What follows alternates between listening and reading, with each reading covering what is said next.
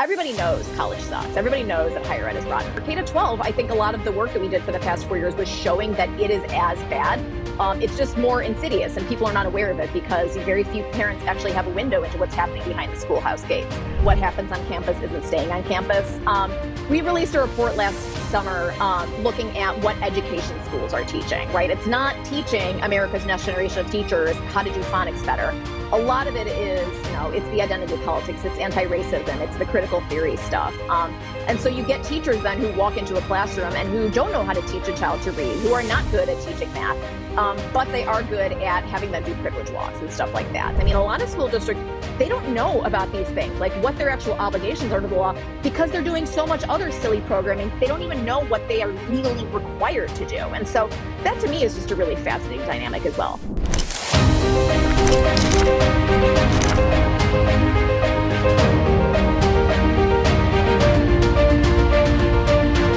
Welcome to The Contrarian. I'm David Bernstein. In a world filled with noise, I'm here to provide the signal. Hello, and welcome to The Contrarian Podcast. I'm your host, David Bernstein, and I'm delighted today to have a very special guest, Nicole Neily, who is the founder and CEO of Defending Ed. It is Defending Ed now, right, Nikki? It used to be Parents Defending Ed. Okay, Mm-hmm. I have a sense of why you made the change, but I'm looking forward to hearing you tell it. But why don't we start with, you're a real pioneer in the K through 12 education space. I think established you and your organization as the premier organization countering radicalism in K through 12 education. I'd love to know how that happened, what your story is, and why you found yourself leading this organization at this moment. Yeah, so I started working on it in 2020. It was at the time I was leading a campus free speech organization called Speech First. And you think back to spring 2020 when the world shut down. And it felt, frankly, a little bit petty to sue a university over a free speech policy when students went home for spring break and literally were not allowed to go back and get their stuff. So we put that lawsuit on ice. But it was interesting as sort of schools were shut down. I'm from Chicago. All my friends are Democrats.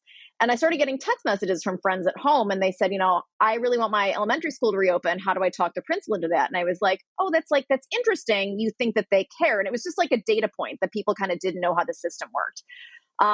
Fast forward a few months later, George Floyd's murder happened. And then all these school districts started sending out all district emails. We're systemically racist. We commit to being anti-racist going forward. And I got another flurry of messages like, I think my school district just called me a name. What's going on? And you think back to when you and I were growing up. I mean, we didn't get messages home after the Challenger explosion or the Iraq War. And so, it's just I think people were kind of like, what's going on? But for me, the thing that really flipped the switch was that later that year, the Wall Street Journal did a profile of the superintendent in Evanston, Illinois, near where I grew up. And he said he was going to reopen schools for Black and brown children before white children in the name of anti-racism. And I remember yelling at my computer saying, you can't do that. That's unconstitutional. And it struck me that this was a unique moment in time. The K-12 was going to be the next battlefield. And that there was a there. So I decided to, move into K-12. I talked to some friends. I talked to my lawyers. And it's funny because I look at those initial pitch documents and I thought that most of these school districts didn't realize that they were violating students and families' rights. I thought that we would just send a bunch of nasty grams from my scary law firm and they would say, oops, mea culpa. We didn't realize that was, compelled speech or viewpoint discrimination, and they would fix it and move on. Obviously I was very wrong. And so in the years since, other issues have come on. They knew damn well that they were violating everybody's rights, and they were proud of it because it was in service of a greater good, right? We were sacrificing our children on the equity altar. It ended up being a far different journey than I expected, but it's been really fulfilling to get to know all these people across the country and work with them on a variety of issues. So you started as Parents Defending Ed, and your focus was K through 12. And you changed the name to Defending Ed, presumably because you're expanding to higher education as well. Is that right? Yes. At the beginning of April, we announced our expansion into higher education. Because, just real honestly, the parents we have worked with the past 4 years, they've grown up, their children have grown up, and, we wanted to help them in that journey. Two of the women who I started working with PDE with at the beginning, their sons were in high school when we began. Now their sons are in college. And obviously you don't stop caring about your children when they go to college. The fights are different. But they're obviously, higher ed is rotten. It's funny because, you think about the two kind of landscapes. everybody knows college sucks. Everybody knows that higher ed is rotten. And I think, for K to 12, I think a lot of the work that we did for the past 4 years was showing that it is as bad. It's just more insidious, and people are not aware of it because very few parents actually have a window into what's happening behind the schoolhouse gates. But for college, the problems are there, they're known. But so much of it is confusing. And so we wanted to demystify that for people. I mean, you think sending your child to college, tuition is probably the biggest expense that a family has after buying a house. But what are all these things? What's a faculty senate? What's tenure? What's an endowment? Why am I paying $80,000 a year? I think back to when I was looking at schools and it was like, well, this is the aid package. This is the scholarship. This is where my friends are going. And now there are so many other considerations, right? How does the school adjudicate Title IX? What is the anti-Semitism climate like on campus? It's just, there are so many different factors taking place. And so we wanted to help people in that journey. That being said, I also didn't want to imply that parents should be micromanaging like their kids' freshman English class and sitting in on all that. And so we wanted to just take the parent part out of that because students need to stand on their own 2 feet. They're adults. They're 18 when they get to campus. Faculty often have, they're at the mercy of some of these crazy administrations. And so we wanted to broaden the scope of that while making clear that we want to stay involved in education and hold administrators accountable at all levels. Okay. So there's a certain symbiotic relationship between what happens in higher education and what happens in K through 12. Can you talk a little bit about that? Like how one impacts the other? Presumably, this started with higher education and then filtered down to K through 12. Explain that dynamic a bit. Yeah, no, you're totally right. It's kind of like a vicious circle. Like what happens on campus isn't staying on campus. We released a report last summer looking at what education schools are teaching, right? It's not teaching America's next generation of teachers how to do phonics better. A lot of it is, it's the identity politics, it's anti-racism, it's the critical theory stuff.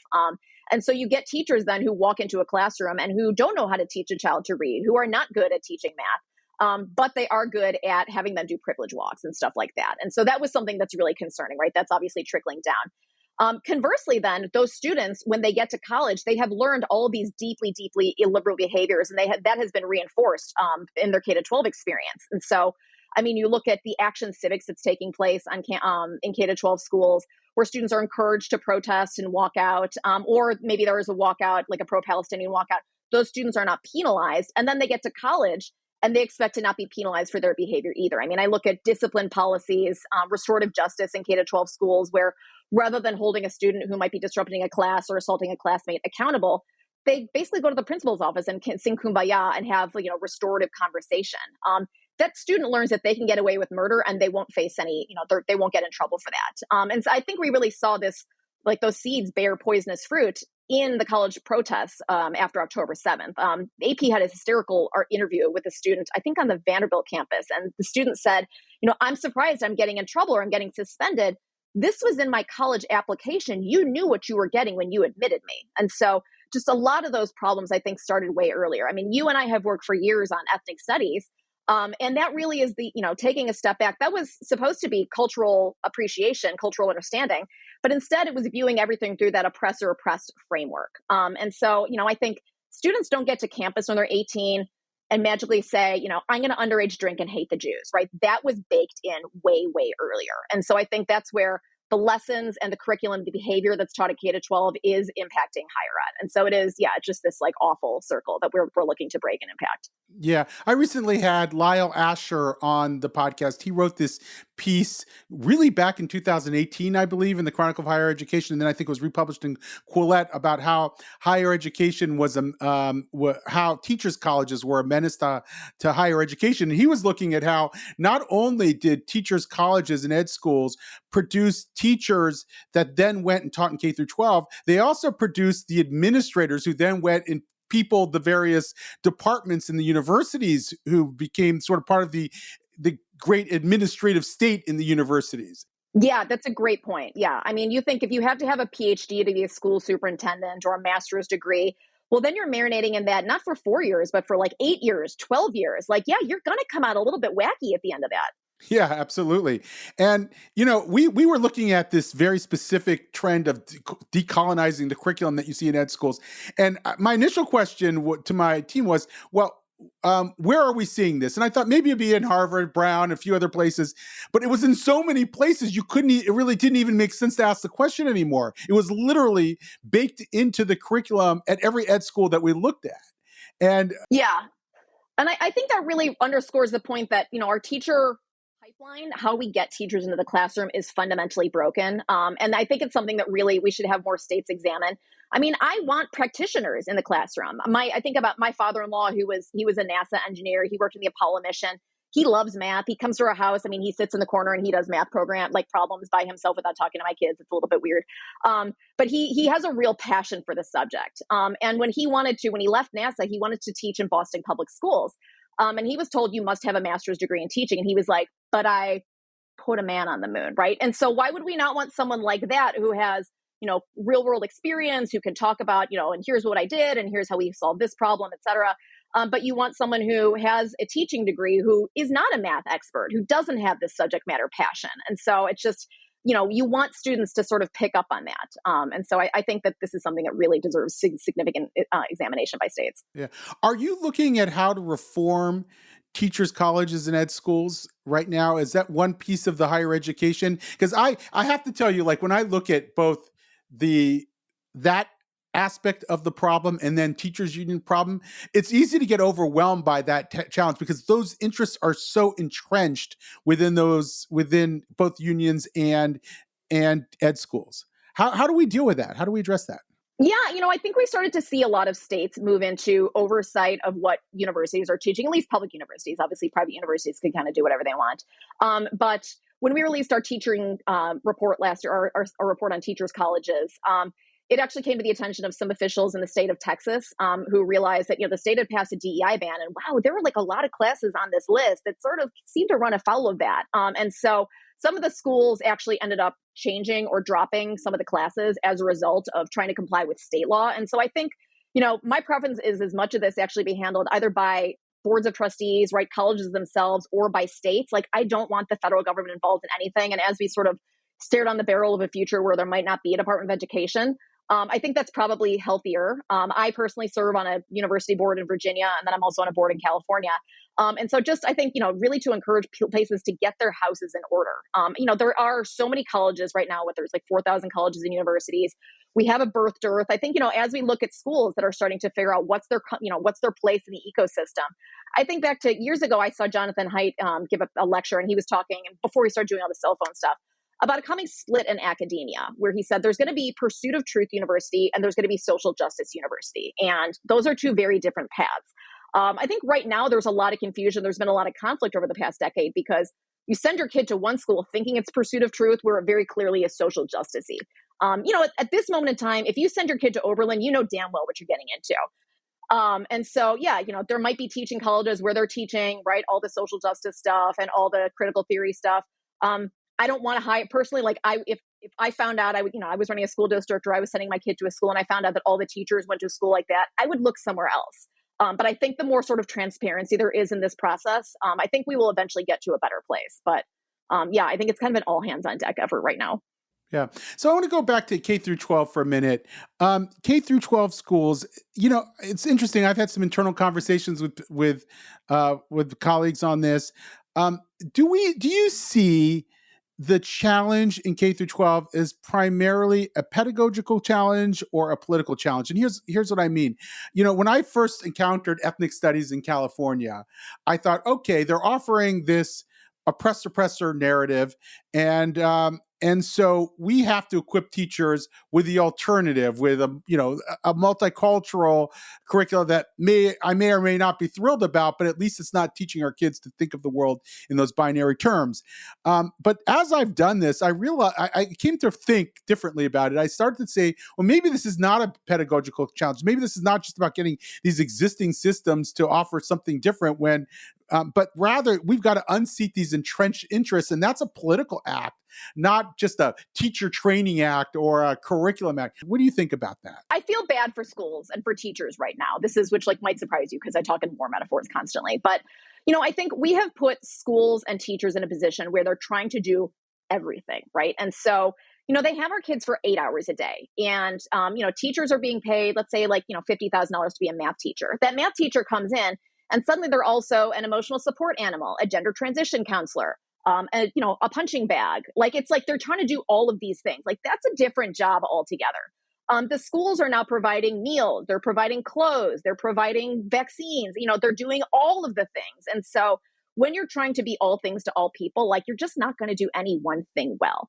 And I think so many, parents like me, they send their kid to school and they think, all right, reading, writing, mathematics, maybe a little bit of recess. But it's like they don't have enough time in the day to do all of it. And I think a lot of that comes from, it's almost like unfunded mandates. Like, I think a lot of those pressures to put additional things in come from outside. Yeah, it comes from activists, it comes from politicians. And so, yeah, I guess less like eloquent way than you, I think probably it is more of a political issue than a pedagogical issue. Right. So let's talk about the politics of this and the leverage that we bring. Like, we have these activists that you just described. You have the unions. You have maybe particular administrators. You have some. It can, for if you're an outsider looking in or somebody who's concerned about a concerned parent, it might seem overwhelming. It might seem like this is like permanently ingrained. What leverage do groups like Defending Ed bring? What can our ecosystem of advocacy organizations bring that might reverse this dynamic in K through 12 schools? I think that, like, the old G.I. Joe commercials in the cartoons in the 80s, like, it always used to end with this life lesson, like, don't play with down power lines. But they had this line, knowing is half the battle. And I think that's a big part of it. I think Americans, for the most part, their civic engagement muscles have really atrophied. People don't know how to engage. I mean, up until 2021, 2020 with the school closures, like, people didn't go to school board meetings. People don't go to city council meetings. And they're, with the collapse of local journalism, nobody's even really covering what these, like, very, very hyper local government agencies are doing. And at the same time, we also kind of watched parents be slowly pushed out of schools. I mean, I think back to when I was growing up, I might have gotten in trouble once or twice. The school would call in my mom to meet with, like, the teacher or the principal. It was a much more collaborative relationship than an adversarial relationship. You got to look at your kid's school book and help them with their homework. And now I used to get emails from my kids' school once a week. Here's what we talked about the 60s this week in history. Like, what part of the 60s? Was it the Beatles or was it the Weather Underground? I mean, like, there are very different elements, and I want to be involved. I want to bring my children's, like, lessons to life. I want to help them out. If you're doing a lesson about World War II, we'll make schnitzel for dinner. We'll watch The Great Escape. But bring me into this process. Don't treat me as the enemy. And so I think just having that, I think, really makes a big difference, because we also figured out that parents just don't know how the system works. Who makes a curriculum decision? Is it the teacher? Is it the school? Is it the state? Is it the feds? I mean, just watching all of that, how school funding works. All these schools over the past couple of years had an influx of billions of dollars because of ESSER, right? That was supposed to help schools reopen from COVID.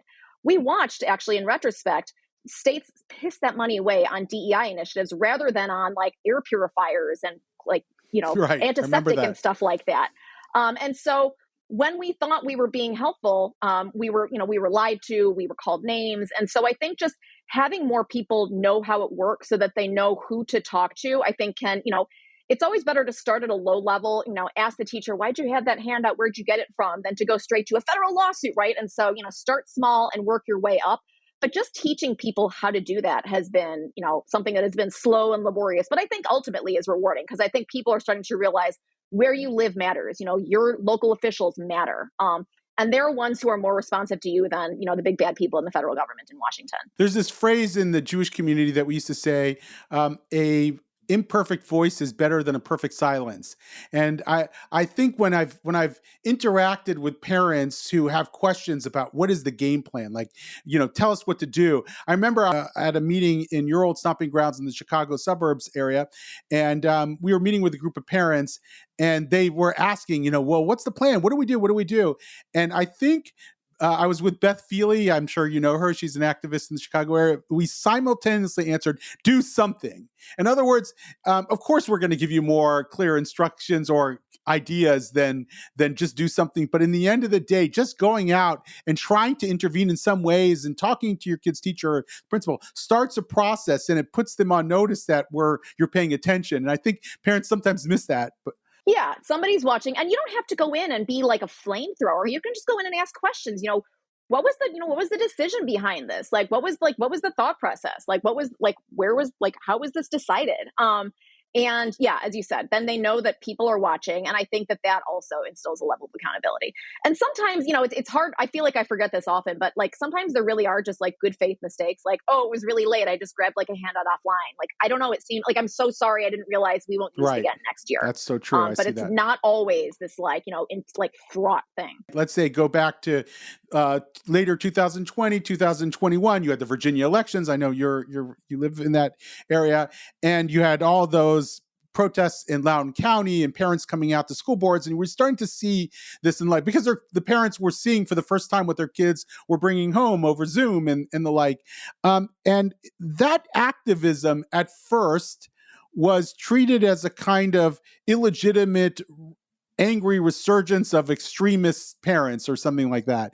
And you had, I remember Merrick Garland issued this, who was our, justice at the Justice Department, issued a statement basically, investigating parent activism and the like.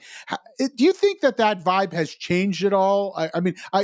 Even before this administration came in, do you think that parents are still being viewed, even by the school districts, or the kind of activism that we do is viewed in that same way still today? I think, yeah, it was definitely very adversarial in 2021, 2022. I think it is probably things are moving in the right direction, but, I think you also sort of kind of get out what you put in, right? Like if you go in guns blazing and you start screaming at a school board, like you're going to get a more acrimonious response. I do think that there are more people who have kind of realized like, oh, maybe these parents aren't all transphobes just because they don't want their daughter to play in a sports team with someone who is like a lot larger and might injure them.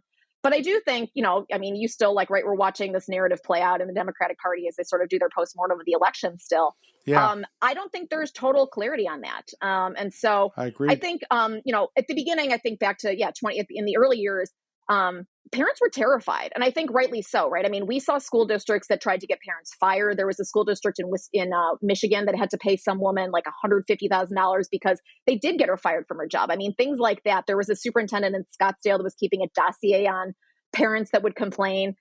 He just kept it in a Google Drive that like somehow was open to the public, so people found it. So stuff like that was legitimately happening, in addition to, the FBI having their threat tag and all that stuff, which is scary. And so when we have a tip line, and almost 100% of the tips that we got back then, people said that they want to be anonymous. They credibly feared retaliation, both against themselves and their children. I think people have, over the past couple of years, seen that, okay, well, like, Beth spoke up or David spoke up and the sky didn't collapse, and like, okay, like maybe I can too. And so I do think there is an element of like, courage being contagious.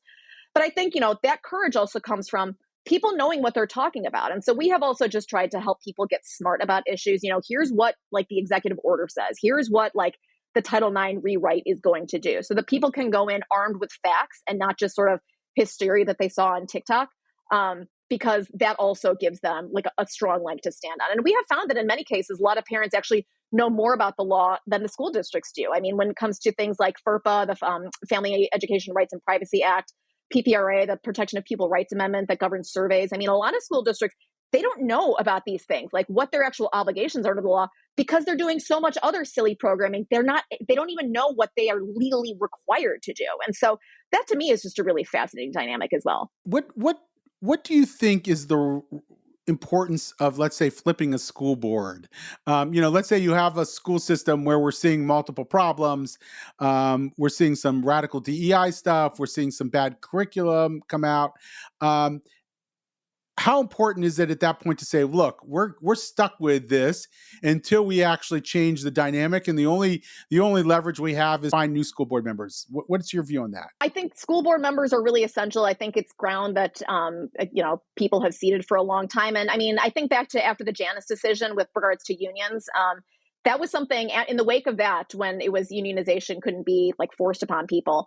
The teachers unions made a very conscious decision to just go and run candidates that were sympathetic to them or that were a union member themselves in school board races. And so we saw then a lot of changes that were, in school districts or contracts voted on that were very union friendly. So I think that matters a lot. That being said, I think, the states matter too. I mean, some of the best school board members I know are in really, really hostile blue states. I mean, in California, in Minnesota, and they might want to do the right thing. but their hands are tied by their state. I mean, right? You think about the ethnic studies stuff, right? It's the state is forcing them to have those rules. Actually, just a couple of school boards up in Washington State filed an OCR complaint on Title IX grounds because they want to follow the Trump administration on Title IX, and their state won't let them. And so we're seeing this interesting tension there where school board members, they are closest to their constituents. They are the ones who hear and run into people at the grocery store.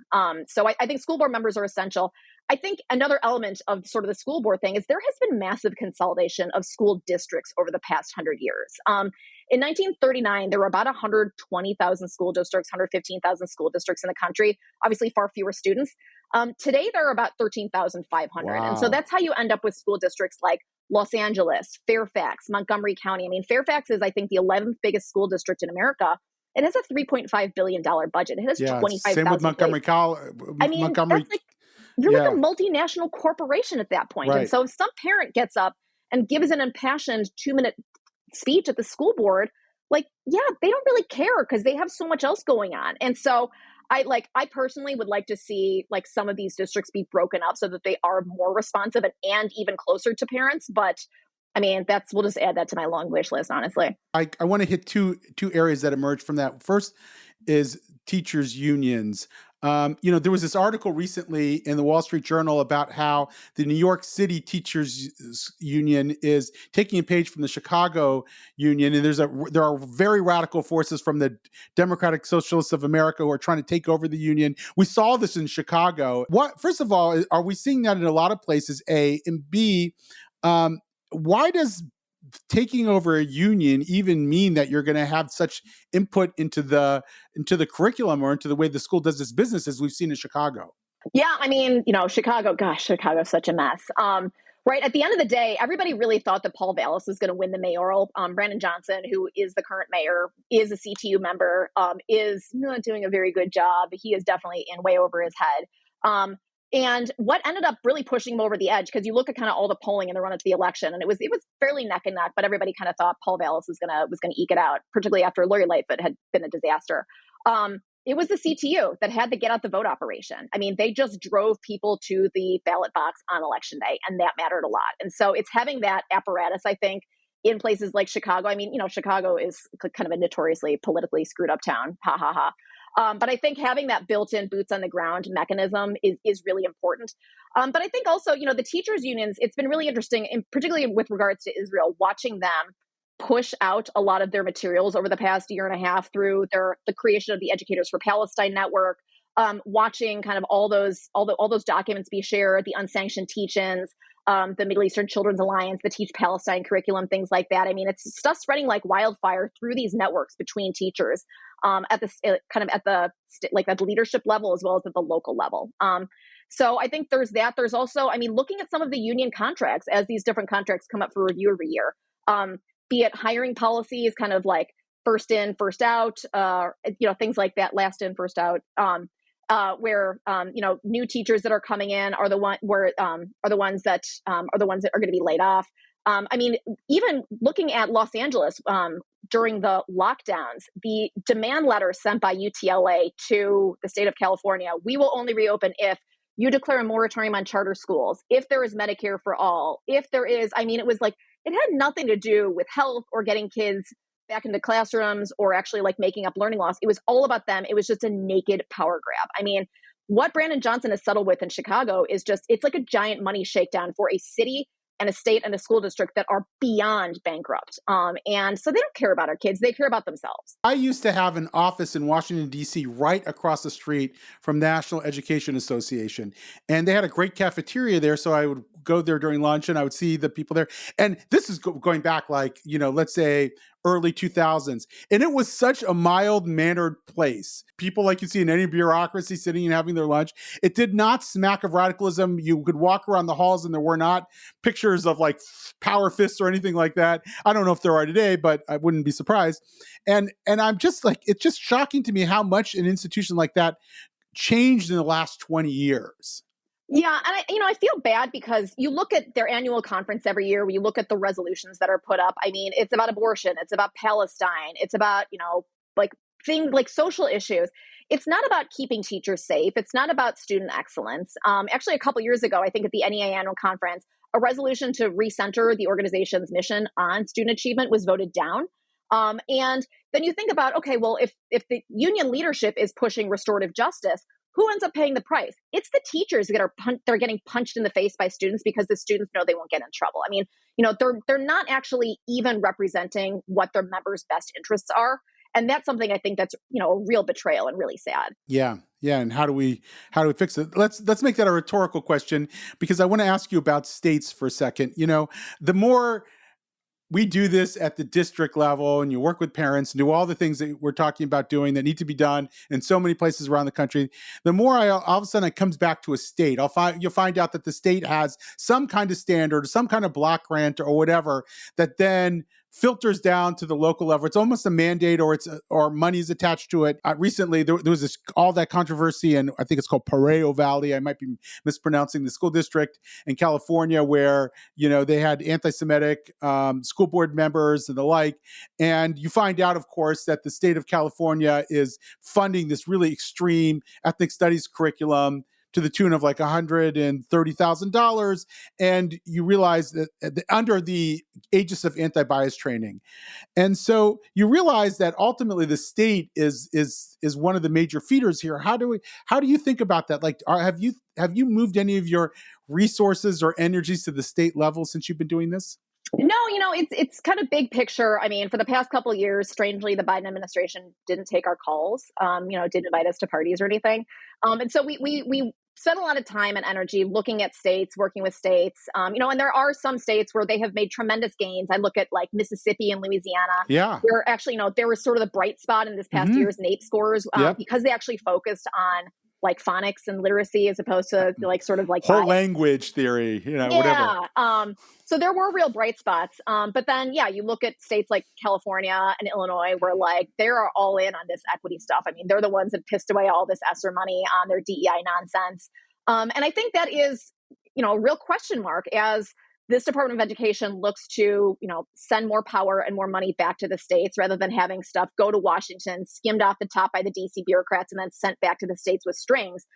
They're just trying to keep as much as possible in the states with fewer strings. But I think, that's a problem when you think about, okay, well, what do we do for California? If we just California just has a bucket of money and we say, you do you, then what happens there? Right. And so, what is the backstop? Is it federal civil rights law? Is it state attorneys general? In California, I don't really think that the governor or the AG are that interested in going after DEI violations. And so it is, I think it's kind of an ongoing question. I mean, California, obviously there's a supermajority there. Minnesota, interestingly, is actually a closer state than like one might imagine for its like extremely progressive policies. So I think it's something that we have to keep an eye on, but it is, at the end of the day, education is fundamentally a state and a local issue. And so like the more we can get the feds out of it, the better.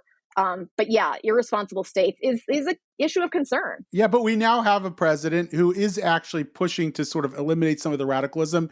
He had the executive order over banning discriminatory DEI, for example.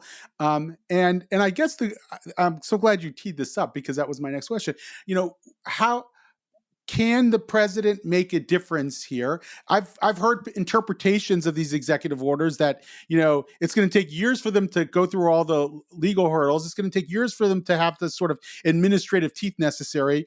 How much of our hope should be pinned on those executive orders and federal action at this current moment?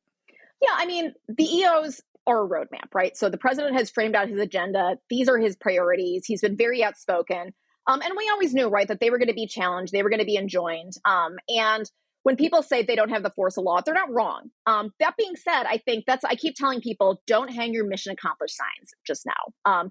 This is actually when the heavy lifting begins. Now it goes to Congress to codify this.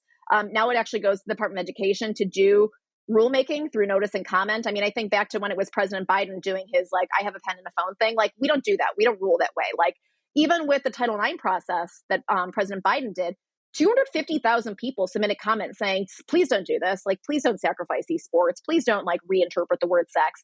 He did it anyway. But that was, I think, one of the reasons that, that was a strong point in the lawsuits against it is this was done actually like in total contravention of how the process is supposed to work. I think, the president has framed out an agenda, which is critical. And then also, his cabinet agencies have been pursuing investigations and, they've been pulling funding, et cetera, based on those priorities. And so be it the creation of the special investigative team for Title IX, be it opening OCR investigations in incidents of anti-Semitism, right? I mean, the federal government has finite bandwidth, and this is how they have decided to prioritize what they're working on. And so I think that sends a message, because it's not just diming out the bad guys and getting them in trouble. It's also sending a message to everybody else that still has policies like that in the books. Fix this or we're coming for you too. And so I think it's really starting to force compliance as like the policymaking is occurring. Yeah. I've heard from some people who generally agree with our interpretation of what's wrong with schools, say, look, the Trump administration's executive orders and interventions in K through 12 education might actually create a backlash among these schools. Maybe the schools sort of join the resistance movement, and their resistance is, we're going to double down on our DEI. We're not going to go along with this. To what degree do you think this is going to sort of force their hands or to, end crazy DEI in curricula? Or to what degree do you think it's going to be sort of a clarion call for more, or are we going to see both? Yeah, I think we're seeing kind of all of the above. I think there are the ones that are sort of proudly and unabashedly saying, we're going to resist. There are the ones that are trying to go underground, but still keep doing what they're doing. So they're, memory holding their old pages. The DEI department is now the belonging department. I think we're seeing districts that are very proudly resisting, and states and universities that are saying, we're not going to do this. I think we're seeing some that are pretending that they're complying and they're going underground. So they're memory holding their DEI page. They're renaming positions to the belonging director or things like that. And then I think we're also seeing some districts and some schools that actually are abolishing these things because they never liked it to start with and they wanted the stuff to go away. And they're just sort of using it as like, oops, President Trump's making us. But this is something that they really, I think, maybe didn't want to do for a long time and kind of felt a little bit terrorized. And so I think we're sort of in that muddle period right now where it's sort of hard to figure out who's doing what. And I think that, in my mind, that's sort of our charge for the next couple months, is just to sort of sort those out. And then in my mind, the real bad actors, like the mens rea, is the ones that plan to keep doing what they're doing, but pretending they're not. And so I think those are the ones that are the ones that are really worth going after. Yeah. You go after the people who are so explicit, they're like a gift that keeps on giving, because then you can deter others from going that direction. And what happened at Pareto Valley School District, where you had this explicit anti-Semite talk about ethnic studies and whatever. A couple of days later, the California Board of Regents voted down a proposal to require ethnic studies as a graduation requirement, because they saw, I'm sure it might have gone down in defeat anyway, but they saw what just happened at this school district, and several of the people cited it. So that's good, but it's these people who operate in the shadows that I think cause us so many problems. So I want to go back to sort of the higher education K through 12 loop again, and maybe we'll end there.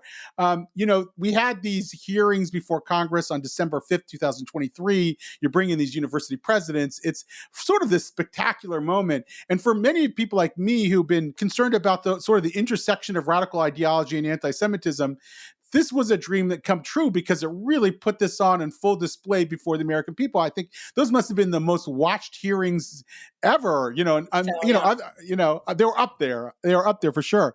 And it was amazing how that issue of higher education was sort of placed on the map at that point. And I know, you've been very involved in efforts in Congress to also put the superintendents of schools on notice as well and bring them before Congress. Do you see a role for Congress moving forward? And if so, what is it? Yeah, I think the oversight role is critical. We're just, identifying, outing who are the bad actors. What are the forces behind the bad actors as well? Is it foreign funding? Is it foreign students? Is it, things like that? Is it the unions? Is it the curriculum? Is it the activists, et cetera? So I think the oversight is critical. Like, I can file lots of FOIAs, but I can't, they'll redact stuff for me. They will not redact it for Congress. And so I think that's really important. And then also, just codifying what the president wants to do. We can say, we don't like what's going on. We don't like men and women's sports, things like that.